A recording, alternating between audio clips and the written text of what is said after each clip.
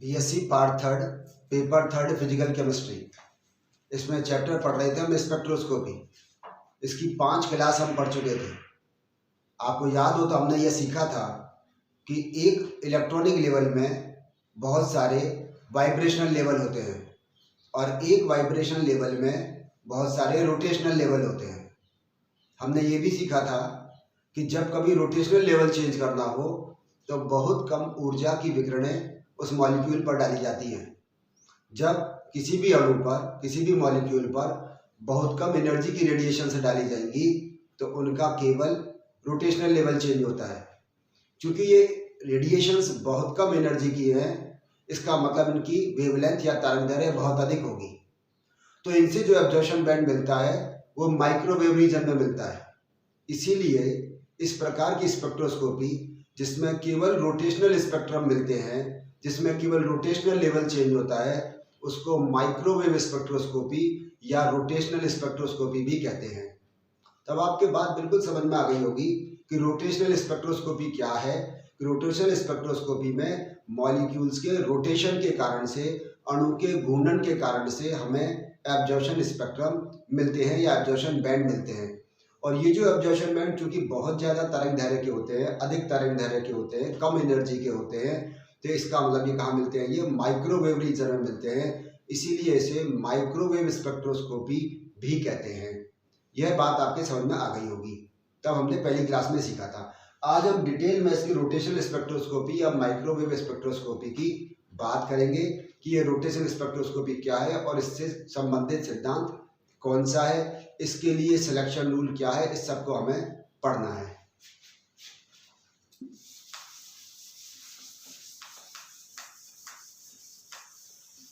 एक diatomic molecule की बात करते हैं, द्विपरमाणुवीय अणु। जैसे मान लीजिए एक उसका एटम ये है और एक एटम हम ये मान लेते हैं, ये 2 एटम है। मान लीजिए इसका मास m1, इसका मास m2 है और इन दोनों के बीच की दूरी, डिस्टेंस ये r है। ठीक है, इनका कोई सेंटर ऑफ ग्रेविटी मान लें। जैसे ये सेंटर ऑफ ग्रेविटी है जिसके थ्रू ये रोटेशन करेंगे। ये इस तरह से इस सेंटर ऑफ ग्रेविटी के थ्रू ये इस तरह से रोटेशन कर रहे हैं। यहाँ से यहाँ तक की जो डिस्टेंस है, मान लीजिए हम कहते हैं r1 है और यहाँ से यहाँ तक की डिस्टेंस हम कहते हैं r2 है।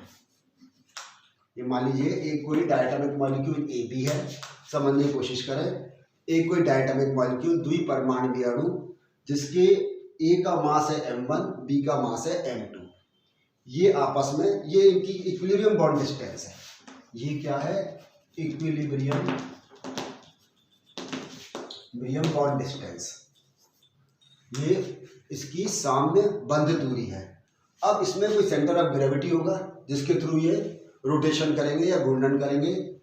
इनका जो माध्य बंध दूरी है वो तो है r, सेंटर ऑफ ग्रेविटी से ये r1 है, ये सेंटर ऑफ ग्रेविटी से कितना है, r2 है। तो हमारे पास क्या आएगा, m1r1 is equal to m2r2। ये मान लीजिए हम कहें इक्वेशन नंबर 1 हमारे पास में आई, m1r1 is equal to m2r2। और हम जानते हैं कि r को 2 के यदि हम ऐसे रिप्लेस करते हैं तो r2 बराबर क्या होगा, ये होगा r माइनस r1। क्यों, क्योंकि r इक्वल टू क्या है, r1 प्लस r2 है।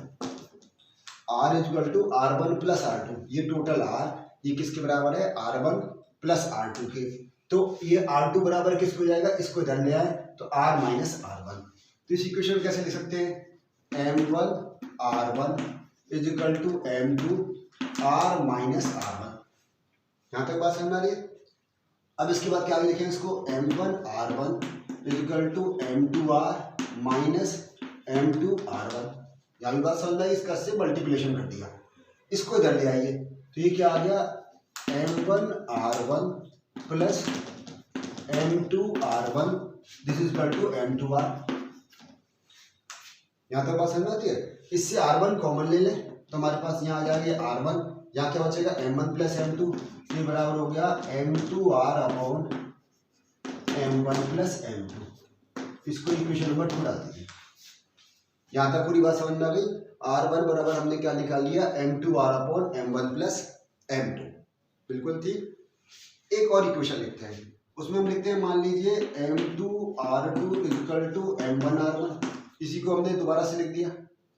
यहाँ अब क्या करेंगे, R1 की जगह क्या लिख देंगे, R minus R2।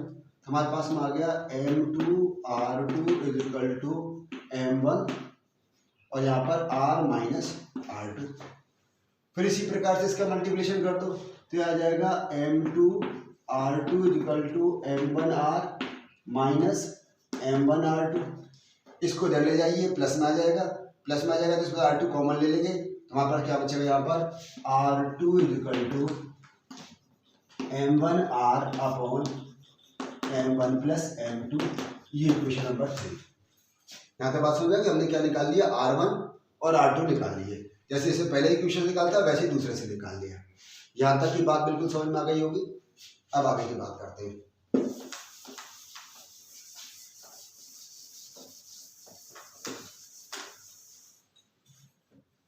I moment of inertia, ये आई बराबर होता है M1 R1 square plus M2 R2 square. ये क्या होता है, M1 R1 square plus M2 R2 square. अब वैल्यू सब्स्टिट्यूट कर दीजिए इक्वेशन नंबर 2 से और इक्वेशन नंबर 3 से। यहाँ क्या आ जाएगा, M1 R1 बराबर क्या है, M2R upon M1 plus M2 इसका स्क्वायर प्लस M2 और R2 बराबर क्या है, M1R upon M1 plus M2 इसका स्क्वायर। यहाँ तक बात समझना कि हमने क्या किया, यहाँ पर R1 की वैल्यू रख दी, यहाँ पर R2 की वैल्यू रख दी फ्रॉम इक्वेशन 2 एंड 3। समझ में आ गया। अब क्या करो, यहाँ करो I, ये आ गया M1, ये हो गया M2 square R square upon M1 plus M2 का स्क्वायर प्लस यहाँ आ गया M2 M1 square R square upon M1 plus M2। यहाँ तक भी कोई दिक्कत नहीं होगी। हमने क्या किया, यहाँ पर मल्टीप्लिकेशन किया है और मल्टीप्लिकेशन करने के बाद में ये वैल्यू निकाल ली। ठीक है, अब इसमें से कॉमन लो, यहाँ भी M1 है, यहाँ भी M1 है तो ये M1 आ गया, यहाँ भी M2 तो ये M2 आ गया और साथ में क्या आ गया हमारे पास R स्क्वायर तो ये R स्क्वायर अपॉन क्या आ गया यहाँ पर M1 प्लस M2 स्क्वायर। तो यहाँ केवल क्या बचेगा, M2 और यहाँ बचेगा केवल M1। यहाँ M1 यहाँ M2 का स्क्वायर और यहाँ M2 प्लस M1, इससे ये कैंसिल हो गया।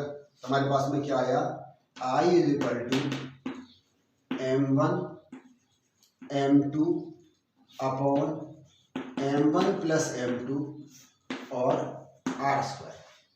और ये आप जानते हो M1 M2 upon M1 plus M2 ये रिड्यूस्ड मास कहलाता है, इसे कहते हैं समानीत द्रव्यमान।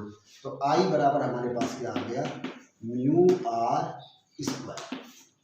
और म्यू यहाँ पर क्या है, म्यू यहाँ पर रिड्यूस्ड मास है, रिड्यूस्ड मास या फिर समानीत द्रव्यमान। यहाँ तक बात आपके समझ में आ गई होगी कि किस प्रकार से हमने मोमेंट ऑफ इनर्शिया आई की वैल्यू निकाली है और आई इक्वल टू है म्यू आर स्क्वायर। समझ में आ गया यहाँ तक। अब आगे की बात सुनो।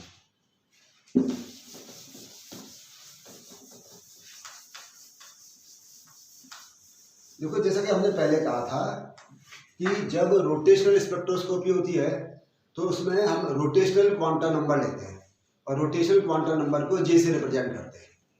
इसके अलावा जब वाइब्रेशनल रोटेशनल स्पेक्ट्रोस्कोपी है उसमें हमने वी काम में लिया था वाइब्रेशनल क्वांटम नंबर, और उसके बाद हमने इलेक्ट्रॉन स्पेक्ट्रोस्कोपी में एन काम में लिया था। तो इस प्रकार से यहाँ पर हम किसकी रोटेशनल क्वांटम नंबर की बात करेंगे। उसमें सबसे पहले हम ये देखेंगे कि आई बराबर होता है, यहाँ L is equal to I omega. यहाँ समझे, L is equal to I omega, और ओमेगा यहाँ पर क्या है, एंगुलर वेलोसिटी है, एंगुलर वेलोसिटी। ठीक है, इसी तरह से एक होता है L is equal to under root J plus 1 H upon 2 pi. इसको आप इक्वेशन नंबर भले 1 दे दें, इसको इक्वेशन नंबर 2 दे दीजिए। एक तो L is equal to I omega, ये रिलेशन है ना, और दूसरा है L is equal to J plus 1 H upon 2 pi. तीसरा एक रिलेशन है ई रोटेशनल, ये बराबर है half I omega square. Rotational spectroscopy में ये ई रोटेशनल बैंड की एनर्जी कितनी होगी, वो बराबर है हाफ आई ओमेगा स्क्वायर। ये तीन रिलेशन को ध्यान से आप देखें। अब इसमें देखो क्या चेंज करते हैं। जैसे ई रोटेशनल है, ई रोटेशनल इसको हम ऐसे भी लिख सकते हैं I square omega square upon 2y। क्या किया यहाँ पे, आई से मल्टीप्लिकेशन कर दिया, आई से डिवाइड कर दिया, तो I square omega square upon 2y। और आई ओमेगा किसके बराबर है, एल के, तो हम कहते हैं यहाँ पर एल स्क्वायर अपॉन 2y। और एल इसके किसके बराबर है, जे प्लस 1 एच अपॉन 2 पाई के, तो यहाँ लिख दो, ये तो अंडर रूट इसका हट जाएगा, तो आ जाएगा जे प्लस 1। ठीक है, इसके नीचे क्या आ गया यहाँ पर 2y, और साथ में ये क्या आ गया H square upon 4 pi square. इसका हमने स्क्वायर कर दिया क्योंकि एल स्क्वायर है, तो इसका तो अंडर रूट हट गया, यहाँ एच स्क्वायर आ गया, ये 2 का 4 हो गया, ये पाई स्क्वायर हो गया, तो H square upon 4 pi square है। या इसको हम लिखें ई रोटेशनल, ये बराबर हो गया एच स्क्वायर अपॉन ये 4 2 जा 8 होगा 8 pi square I J plus 1। यहाँ तक बात आपके समझ में आ गई होगी कि जो भी एब्जॉर्प्शन बैंड मिलेगा उसकी एनर्जी ई रोटेशनल बराबर होगी H square upon 8 pi square I J plus 1। और जे यहाँ पर क्या है, तो यहाँ पर रोटेशनल क्वांटम नंबर है, रोटेशनल क्वांटम नंबर। यहाँ तक की बात आपके समझ में आ गई होगी। अब इससे आगे की बात सीखें। देखो हम जानते हैं ई इक्वल टू क्या होता है, एच न्यू, ये बात समझ में आती है।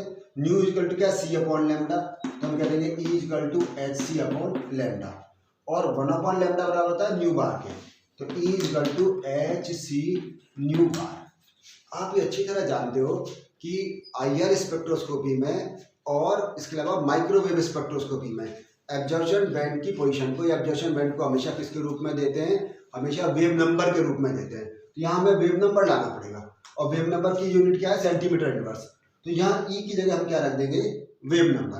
तो यहाँ ई की जगह क्या रखें, H C nu bar, H C nu bar, ये बराबर आ गया H square upon 8 pi square I, और यहाँ पर क्या आ गया जे प्लस 1। हमने क्या किया, यहाँ पर ई की जगह एच सी न्यू बार रख दिया, इस एच से ये एच कैंसिल हो गया, यहाँ पे बात समझ में आ गई, और सी यहाँ आ जाएगा। तो हमारे पास में क्या आया,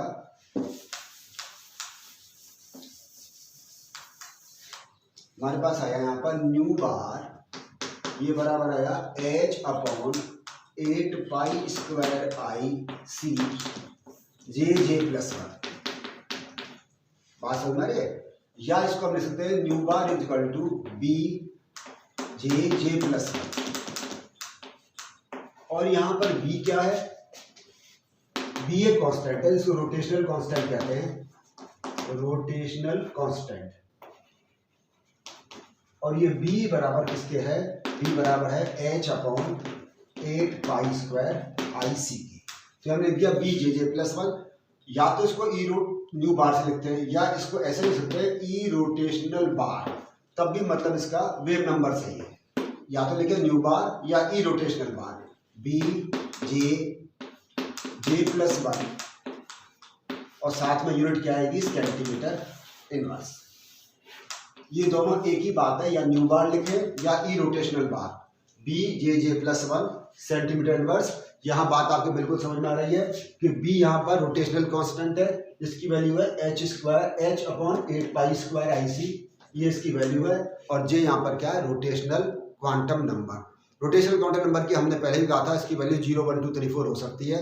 हम इसकी वैल्यू रखते जाएंगे, और एब्जॉर्प्शन बैंड के मान उसको किस तरह से उनकी स्पेक्ट्रल लाइन मिलेंगी ये हम सीखते जाएंगे। इसको हम अगली क्लास में सीखेंगे। तब तक के लिए धन्यवाद।